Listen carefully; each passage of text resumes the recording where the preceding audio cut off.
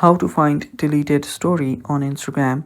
Hello guys, this is Atticus and welcome back to another tutorial video.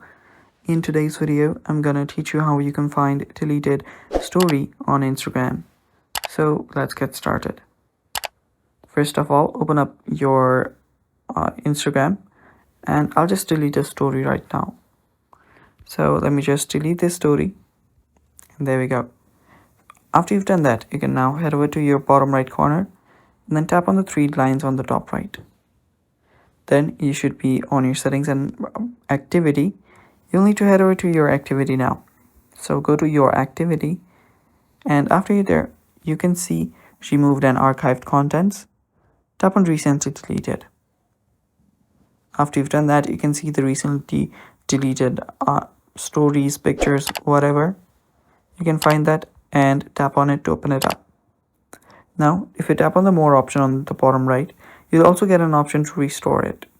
So if you want, you can restore that as well. And there we go. And that's how you find deleted story on Instagram and also restore it. Thanks for watching. Stay tuned for more upcoming videos and bye-bye. Take care.